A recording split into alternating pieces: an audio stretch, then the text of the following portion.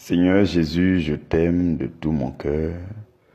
Je te magnifie, je te bénis, je te dis merci. Merci de ce que tu as fait de nous ici une famille à la gloire de ton nom. Tu as mis sur pied cette famille, priorité à l'évangile. Et tu sièges au milieu de cette famille pour glorifier ton Saint-Nom. Je te dis merci pour la vie de chaque personne au sein de cette famille. Je bénis ton nom pour ce week-end que tu nous as fait la grâce de vivre et je te dis merci de ce que tu nous donnes d'accéder à une semaine toute nouvelle. Merci parce que c'est toi qui as renouvelé en nous la force, l'énergie nécessaire afin de parcourir cette semaine, afin de vivre cette semaine devant ta face, dans ta présence et pour la gloire de ton nom. Je te dis merci pour chaque personne et pour chaque famille ici représentée dans cette famille. Je te donne toute la gloire.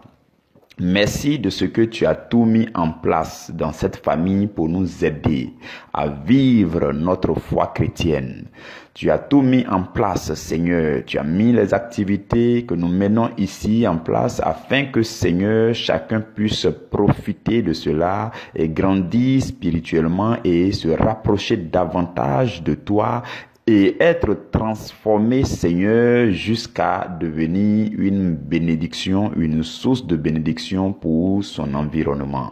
Je te dis merci. Merci, Seigneur, pour l'équipe d'intercession que tu as mise en place dans le groupe B, des frères et sœurs infatigables par le soutien de ton esprit et qui prient jour et nuit, Seigneur, pour les activités d'ici, pour nos vies, pour les âmes précieuses que tu as rassemblées ici. Nous te bénissons pour la vie de cette équipe d'intercession.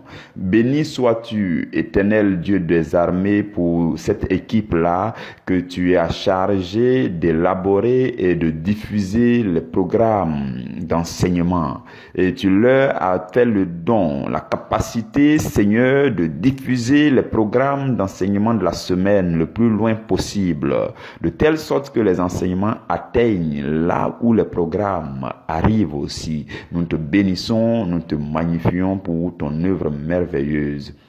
Merci, Seigneur, pour l'équipe à qui tu as confié la charge de faire le programme de la lecture biblique. Tu as mis cela en place pour entretenir notre flamme, la flamme de notre foi chrétienne. Je te bénis et je te dis merci pour cette équipe formidable à qui tu as donné l'onction nécessaire, le charisme nécessaire pour accomplir cette tâche. Béni sois-tu, Seigneur, pour cette belle et merveilleuse équipe chargée de l'invitation, de l'accueil des nouveaux et du suivi des âmes dans cette famille. Je te dis merci pour ces frères et sœurs. Gloire à toi pour tous les frères et sœurs, tous les responsables dans le groupe priorité à l'évangile B. Seigneur, à qui tu as confié la charge de faire quelque chose ici dans cette communauté pour que ton nom soit glorifié, pour que ta parole soit prêchée, pour que les âmes soient gagnées, pour que les âmes soient transformées.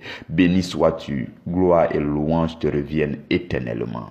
Merci, Seigneur, parce que tu as mis en place également un programme de rediffusion des anciens enseignements que nous avons eus en décembre.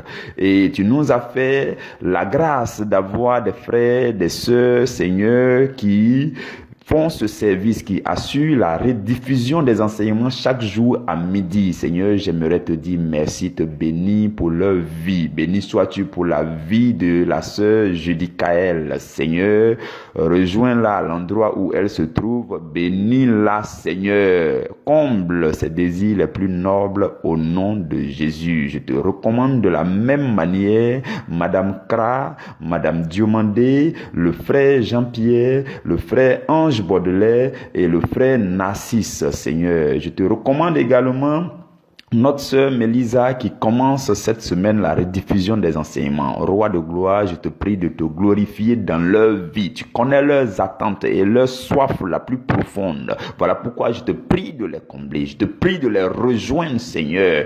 Tends ta main sur leur vie et accorde-leur, Seigneur, les désirs de leur cœur parce que ils ont fait de toi leur délice. Je te magnifie dans la vie de chacun de nous. Je te bénis, Seigneur, pour cette grande cette famille qui est née très petite et que toi-même par ton bras étendu tu es en train d'agrandir. Je te rends grâce et je voudrais te dire que Seigneur, tu es le seul Dieu que nous adorons ici. Oui, éternel. Dieu éternel, Dieu créateur, Elohim, Yahvé, Jéhovah, c'est toi que nous adorons ici, oui. Toi, le Dieu d'Abraham, le Dieu d'Isaac, le Dieu de Jacob, oui, le Dieu Père de Jésus-Christ de Nazareth, c'est toi que nous adorons ici, c'est toi que nous magnifions dans le précieux et glorieux et puissant et suprême nom de notre Seigneur et Sauveur Jésus-Christ. Nous sommes là pour faire ton plaisir, nous sommes là pour vivre à la gloire de ton nom, nous sommes là pour te chercher, nous sommes là pour te recevoir, nous sommes là pour témoigner de toi, Seigneur, à l'endroit où chacun de nous vit. Nous sommes là pour briller de ta gloire dans ce monde, que ton nom soit célébré, que ton nom soit magnifié pour tout ce que tu fais au milieu de nous. Merci pour ta présence glorieuse, que ton nom soit célébré. Merci encore, Seigneur, pour cette semaine nouvelle.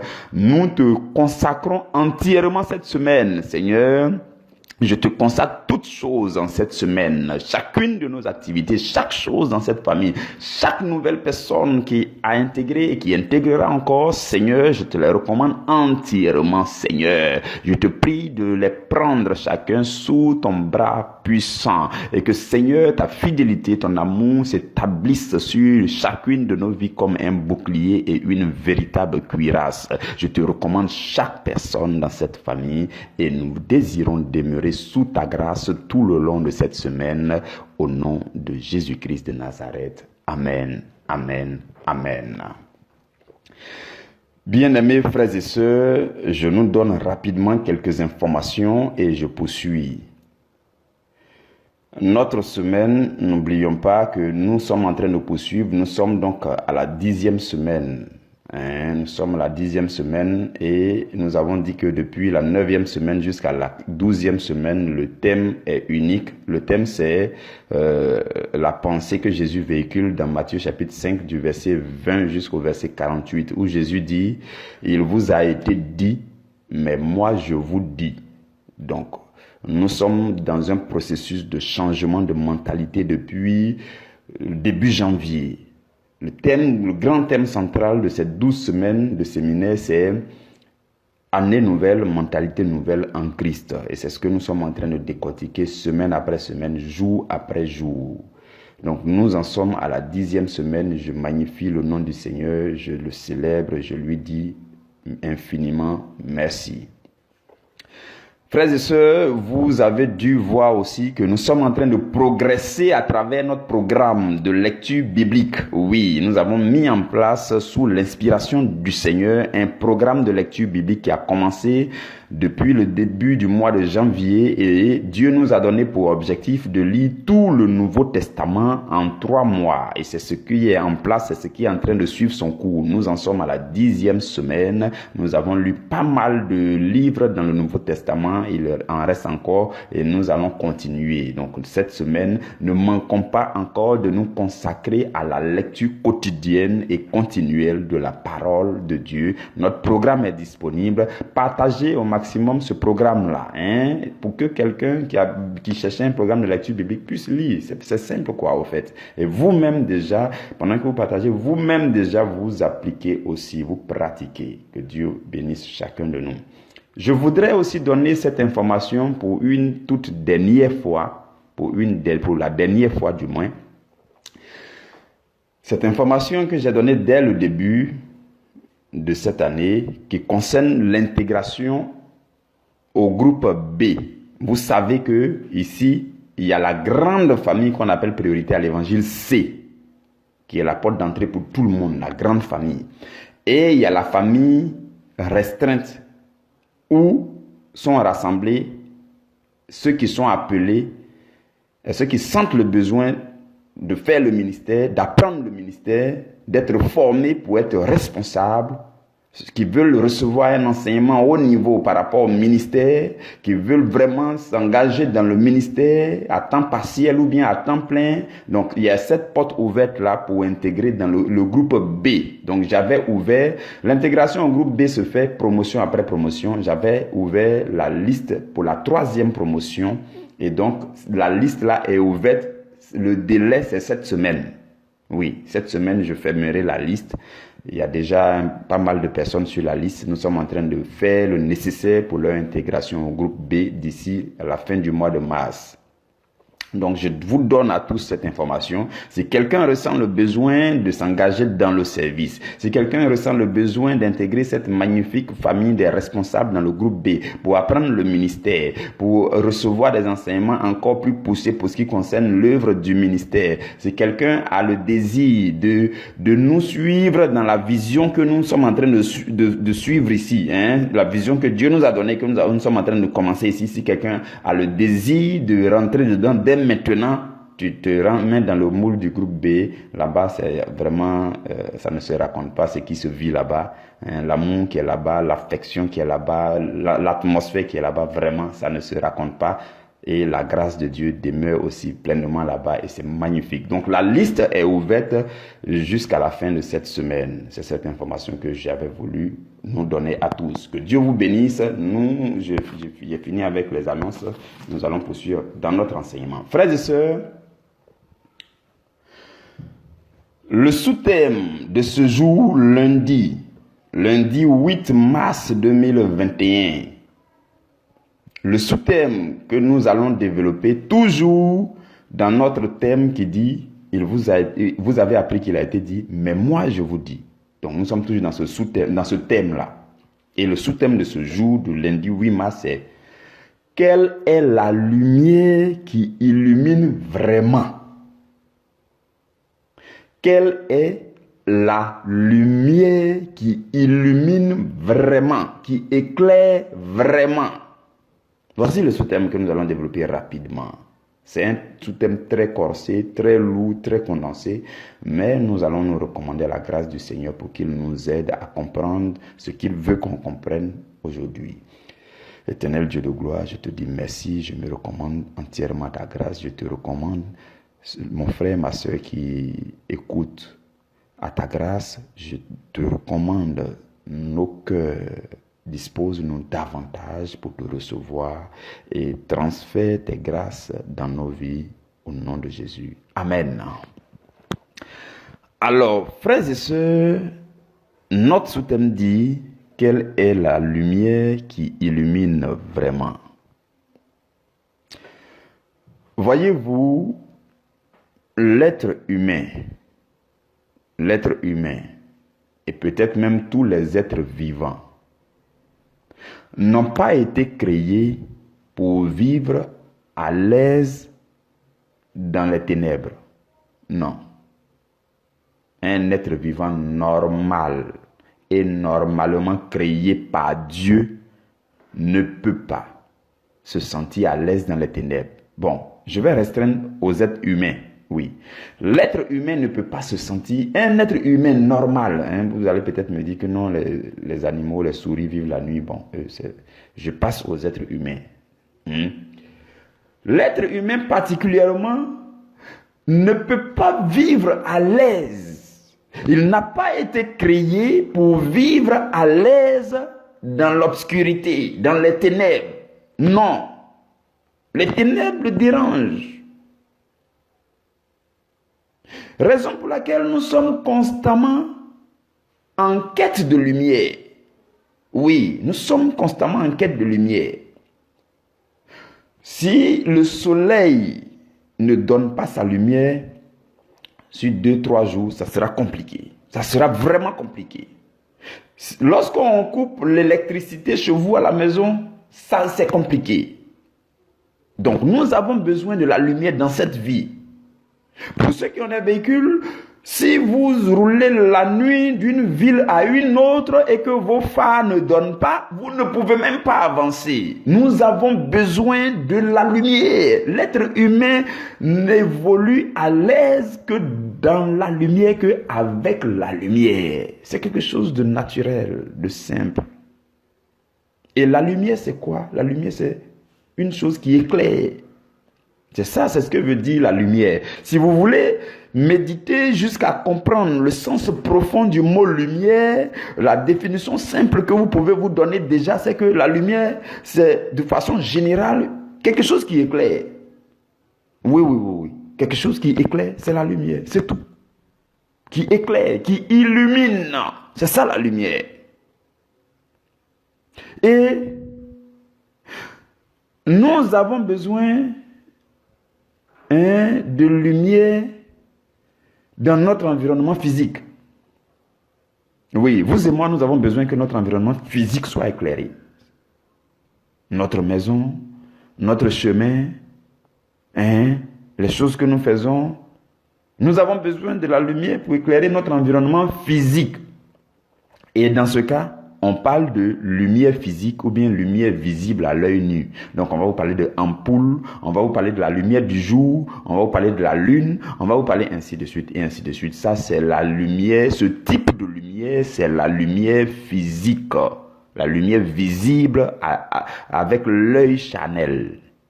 La lumière qui éclaire les objets physiques, l'environnement physique, l'espace physique. Vous comprenez, hein?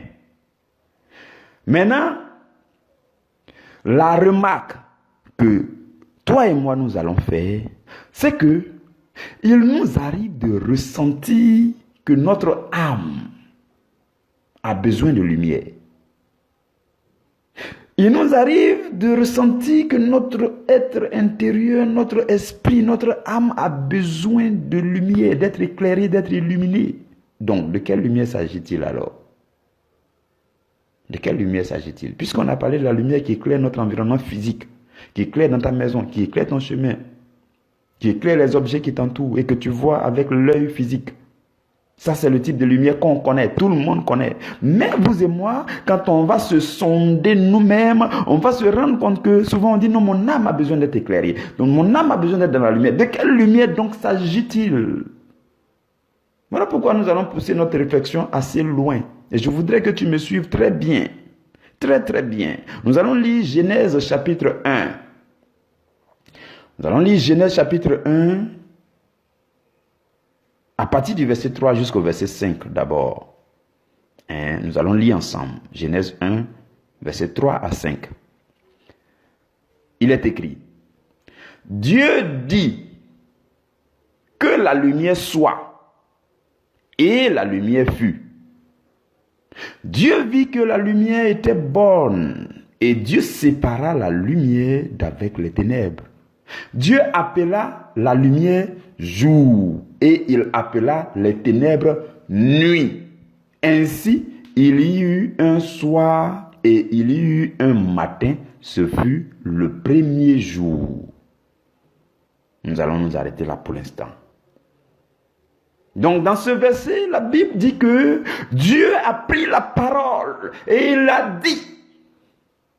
Il dit que la lumière soit. Et instantanément, la lumière fut. Pour l'instant, on se pose la question, de quel type de lumière s'agit-il? Mais nous allons lire dans Genèse au chapitre, toujours dans le chapitre 1, mais on va lire le verset 14. À partir du verset 14, on a lu le verset 1, verset 3, 4 et 5. On va sauter.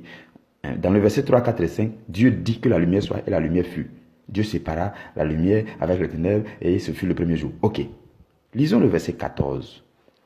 Dans le verset 14, la Bible dit, Dieu dit qu'il y ait des luminaires dans l'étendue du ciel pour séparer le jour d'avec la nuit, que ce soit des signes pour marquer les époques, les jours et les années, et qu'ils servent de luminaires dans l'étendue du ciel pour éclairer la terre. Et cela fut ainsi. Dieu fit les deux Dieu fit les deux grands luminaires, le plus grand luminaire pour présider au jour et le plus petit luminaire pour présider à la nuit. Il fit aussi les étoiles. Dieu les plaça dans l'étendue du ciel pour éclairer la terre, pour présider au jour et à la nuit, et pour séparer la lumière d'avec les ténèbres. Dieu vit que cela était bon. Ainsi, il y eut un soir, il y eut un matin. Ce fut le 4e jour.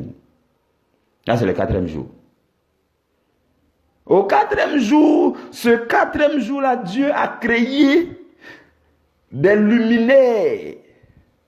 Et il les a placés dans l'étendue. Donc, c'est là que Dieu a créé le soleil et la lune. Oui, parce que le plus grand luminaire, c'était le soleil. Le plus petit luminaire, c'était la lune. Dieu les a créés. Il a créé aussi les étoiles. Et il les a tous placés. Donc, c'est à partir du verset 14 que Dieu a créé le soleil et la lune. Je veux nous faire comprendre quelque chose de très profond. Suivez-moi très bien, s'il vous plaît. Le soleil et la nuit n'existaient pas encore durant les 3 premiers jours de la création. Je ne sais pas si vous aviez remarqué. On a lu le verset 3, où Dieu a créé la lumière. Et ce fut le premier jour. Le 2e jour, il a séparé la terre, il a créé les êtres vivants, il a créé ainsi de suite. Donc, après le 1er jour, il y a eu 2e jour, 3e jour. Ce n'est qu'au 4e jour que Dieu a créé le soleil et la lune et les étoiles. Donc, quand on pousse notre méditation, on comprend que Dieu a créé la lumière d'abord avant de créer le soleil. Donc la lumière ne vient pas du soleil. Et la lumière que Dieu a créée d'abord est certainement un autre type de lumière. Ça donne à réfléchir, non, frères et sœurs? J'espère que vous me suivez. La Bible dit que Dieu a créé la lumière. Dieu dit que la lumière soit, la lumière fut. Dieu parle du jour, ainsi de suite, le 1er jour. Et ce n'est qu'au 4e jour que Dieu s'en va créer le soleil et la lune. Ça veut dire que la lumière qui a été créée dans le verset 3 et 5 là, c'est pas la lumière venant du soleil, mais c'est une lumière venant de Dieu qu'il faut comprendre. Genèse au chapitre 1, les versets 3, 4 et 5, c'est l'histoire de la création de la lumière venue de Dieu. C'est l'histoire de la création de la lumière originelle. La lumière supérieure, la lumière venue de Dieu. Ça n'a rien à voir avec l'éclat du soleil. Ça n'a rien à voir avec l'éclat de la lune. Cette lumière a été créée bien avant. Et ce n'est qu'au 4e jour que Dieu a créé la lune et le soleil. Donc de quelle lumière s'agissait-il? Il s'agissait de la lumière originelle. La lumière magnifique venant de Dieu. La lumière supérieure. La lumière spirituelle. Je ne sais pas, comprenez la Bible, frères et sœurs. Comme on sonne la Bible, il y a des choses tellement magnifiques. Donc là, on vient de découvrir que Dieu a créé d'abord la lumière, après il a créé le soleil. Et Genèse chapitre 1, verset 14 jusqu'au verset 19 qu'on a vu là, c'est l'histoire de la création des luminaires, du soleil, de la lune, des étoiles, qui sont chargés de convertir la lumière originelle en lumière physique pour les transmettre dans l'univers physique. Comprenez ça? Avant le soleil, ou alors au-dessus du soleil, se trouve une lumière originelle, une lumière originale, une lumière supérieure, une lumière spirituelle, créée d'abord dans Genèse 1, verset 3 à 5. Cette lumière venue de Dieu n'a rien à voir avec l'éclat du soleil. Mais lorsque cette lumière spirituelle va parvenir au soleil et à la lune, le soleil et la lune et les étoiles vont se charger de convertir cette lumière originelle en lumière physique et ils vont les transmettre dans le domaine du physique. Le soleil n'est qu'un convertisseur de lumière et cette lumière vient de Dieu. Donc il y a une lumière supérieure qui vient de Dieu, une lumière spirituelle qui vient de Dieu, une lumière véritable qui vient de Dieu et qui a créé aussi le soleil, qui a créé aussi tout ce qui existe, et le soleil qui a donné donc la tâche au soleil de convertir ça. Je ne sais pas si vous comprenez, je ne sais pas si vous avez percé le mystère que je cherche à nous faire découvrir. Et nous comprenons que le soleil et la lune ne fait que transmettre ou alors ne fait que convertir une lumière supérieure. Donc, désormais, quand tu cherches qu'est-ce que c'est que la lumière, tu ne vas pas te limiter à la lune. Tu ne vas pas te limiter au soleil. Parce que tu sais que la véritable lumière a été créée avant la création de la lune et du soleil. Et donc, quand tu pousses plus haut, tu cherches la véritable lumière qui vient de Dieu. Voilà pourquoi il y a certains hommes qui sont grandement dans l'erreur. Souvent, on voit dans nos sociétés des gens qui adorent le soleil. Oui. Ils ne sont pas allés plus haut que le soleil. Le soleil n'est qu'un objet que Dieu a créé en vue de convertir sa véritable lumière pour que ça devienne lumière physique pour éclairer le monde physique. Mais au-delà du soleil se trouve la véritable lumière que Dieu a créée dans Genèse 1, verset 3 à 5 au premier jour. Et ce n'est qu'au quatrième jour qu'il a créé le soleil et la lune. Il ne convient pas donc d'aller adorer le soleil et la lune. Ce n'est pas normal, ce n'est pas possible, c'est une abomination.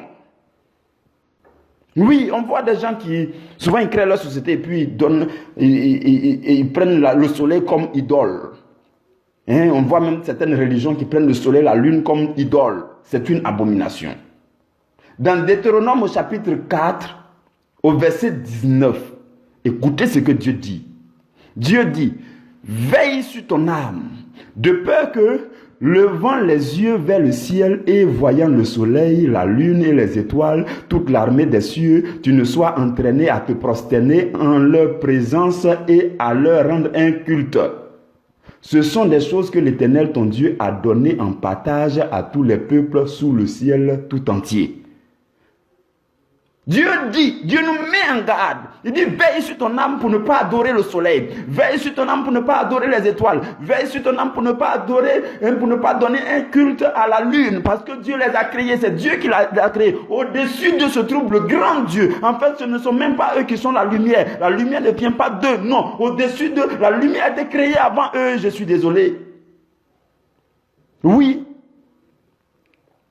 Et Dieu dit dans Lévitique 26 au verset 30, il dit, je détruirai, j'abattrai vos statues qui sont consacrées au soleil. Donc faites attention à vous, ceux qui sont dans les entreprises qui donnent un culte au soleil et autres là. Faites attention. Faites attention. Dieu dit, j'abattrai et je détruirai les statues qui sont consacrées au soleil. Et Dieu nous met en garde vivement de ne pas adorer ces choses, de ne pas donner un culte à ces choses. Parce que ces choses ont été créées au quatrième jour. Et dès le premier jour, Dieu avait déjà créé la lumière. Donc nous devons rechercher la véritable lumière, frères et sœurs. Il y a une lumière dont je veux te parler véritablement aujourd'hui, maintenant. Voilà pourquoi je t'invite à lire Jean chapitre 1, verset 1 à 4. La Bible dit, au commencement était la parole, et la parole était avec Dieu, et la parole était Dieu. Elle était au commencement avec Dieu. Toutes choses ont été créées par elle, et rien de ce qui a été fait n'a été fait sans elle. En elle était la vie, et la vie était la lumière des hommes. Au commencement était la parole, en elle était la vie, et la vie était la lumière des hommes. Au commencement était la parole de Dieu. Au commencement, Dieu a dit que la lumière soit et la lumière fut. Au commencement, la parole de Dieu s'est prononcée et la lumière est apparue. Et cette parole qui s'est prononcée pour créer la lumière, cette parole était la vie. Et la vie était la lumière des hommes. Jésus est la matérialisation, la manifestation palpable de la lumière originelle. Parce qu'au commencement, il était la parole et il était la lumière avec Dieu. Et Jean au chapitre 1, dans le verset 14, la Bible dit, et la parole qui est la vie et qui est la lumière s'est faite chair et elle a habité parmi nous. pleine de grâce et de vérité. Et nous avons contemplé sa gloire, une gloire comme la gloire du Fils unique venu de Dieu. Voici la lumière que je veux te montrer. Je veux te montrer la véritable lumière. Oui, Jésus est la lumière de Dieu qui éclaire notre cœur, notre âme, notre vie et notre destinée et tout notre voyage sur la terre.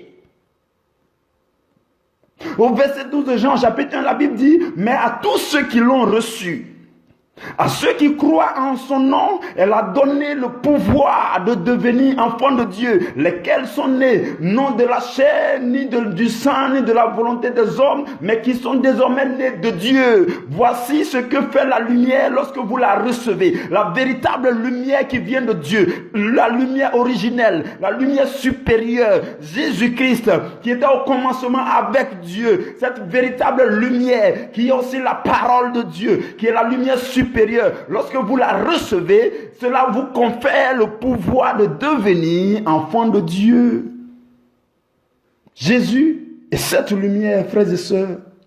La véritable lumière, ce n'est pas la lumière que tu vois avec les yeux. Non, je suis désolé. Cela est utile. Il n'y a pas de souci. Continue à avoir l'électricité chez toi. Continue à jubiler avec la lumière de la lune et du soleil. Il n'y a pas de souci. Mais je suis là aujourd'hui parce que Jésus, en cette semaine-là, Jésus veut nous montrer le niveau supérieur des choses. Il veut nous pousser à chercher les choses supérieures et profondes et excellentes et magnifiques.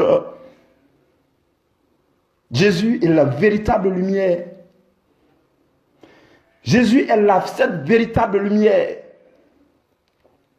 Oui, il est la lumière venue de Dieu pour éclairer notre entendement, notre compréhension des choses de cette vie.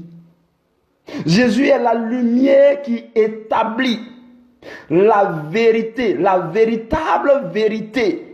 Voilà pourquoi dans Jean 14, verset 6, il dit, je suis le chemin, la vérité et la vie. Et il dit, nul ne vient au Père sans passer par moi. Il est la lumière dont je te parle aujourd'hui. Jésus est cette lumière venue de Dieu pour établir la véritable justice dans ce monde. La justice qui libère. Voilà pourquoi il a dit dans Jean au chapitre 8 au verset 32, il dit, vous connaîtrez la vérité. Vous connaîtrez la lumière. Et cette vérité vous affranchira. Cette vérité vous rendra libre à tout jamais. Voici la véritable lumière. Il est la lumière, la véritable lumière venue de Dieu pour nous aider à mieux marcher dans les ténèbres de ce monde. Oui, frères et sœurs, la Bible déclare que ce monde-là est sous la puissance des ténèbres. Nous vivons dans un monde des ténèbres et Jésus est la véritable lumière qu'il te faut pour t'aider à marcher dans les ténèbres de ce monde. Dans Jean au chapitre 8, le verset 12, Jésus te dit, je suis la lumière du monde. Celui qui me suit ne marchera pas dans les ténèbres, mais il aura la lumière de la vie. Voilà ce que Jésus te dit. Et de la même façon que sans la lumière physique, là, la vie deviendra très pénible pour toi. De cette même façon, sans la lumière de Dieu qui est Jésus-Christ, ta vie spirituelle va être compliquée. Voilà pourquoi, de toute urgence, tu dois chercher la lumière supérieure venue de Dieu. Tu dois chercher Jésus-Christ de toute urgence parce qu'il est la véritable lumière. De la même façon que sans la lumière physique, vous ne pouvez pas mieux avancer dans la nuit. De cette même façon, sans la lumière de Jésus, on ne peut pas vivre, on ne peut pas avancer convenablement dans ce monde des ténèbres. Ce n'est pas possible. Voilà pourquoi, frères et sœurs, à compter d'aujourd'hui, vous et moi, nous devons avoir pour priorité des priorités de rechercher la véritable lumière, la lumière qui éclaire, la lumière qui éclaire nos sentiers, la lumière qui éclaire nos entendements, qui éclaire notre cœur, la lumière qui va faire resplendir ton âme, la lumière qui va te marcher, qui va te faire marcher dans la domination, la lumière qui va te faire triompher dans ce monde, la lumière qui va te faire avancer à travers les obstacles. Tu vas voir les pièges et les obstacles de l'ennemi, tu vas pouvoir les dévier, tu vas pouvoir les détruire. C'est cette lumière-là, c'est la lumière de Jésus Et c'est la véritable lumière. Elle était avant la création de la lune et du soleil. Vous comprenez, frères et sœurs? C'est ce que le Seigneur veut nous dire aujourd'hui. C'est cette véritable lumière qu'il te faut pour éclairer ton entendement, pour éclairer ton cœur, pour éclairer ton âme. Continue d'utiliser ta lumière physique, il n'y a pas de souci, c'est très bien. Mais Jésus te dit, il t'a été dit que tu peux utiliser ta lumière physique. Mais lui, Jésus, il te dit aujourd'hui qu'il y a une lumière meilleure que ça qui va t'éclairer, qui va te faire du bien durant ton voyage sur cette terre. Cette lumière s'appelle Jésus-Christ de Nazareth. Que Dieu vous bénisse et que Dieu vous garde. Mes frères, mes sœurs, j'estime personnellement que toutes ces choses que nous disons doivent stimuler en vous une grande soif pour chercher Jésus de toute votre force. Voilà pourquoi, au fur et à mesure que Dieu nous fait la grâce de vivre de nouvelles semaines, de nouveaux jours, nous devons saisir l'opportunité de chercher encore avec beaucoup plus de soif le Seigneur. Nous devons le chercher parce que il a dit sans moi vous ne pouvez rien faire. Donc il faut comprendre ça tout de suite, une bonne fois pour toutes, et puis tu commences à t'accrocher à lui comme il se doit. Que Dieu vous garde et que Dieu vous bénisse. Je vous souhaite une très bonne semaine dans le Seigneur. Nous nous donnons rendez-vous demain à la première heure pour développer notre deuxième sous-thème de cette semaine. Le deuxième sous-thème dit quels sont les organes de sens qui devraient percevoir ce qu'il nous faut. Demain, nous allons en parler. D'ici là, tu continues la méditation. Que Dieu vous garde et que Dieu vous bénisse, que Dieu veille sur vos familles, vos activités, vos projets, dans vos déplacements, au nom de Jésus de Nazareth, notre Seigneur et notre Sauveur. Amen.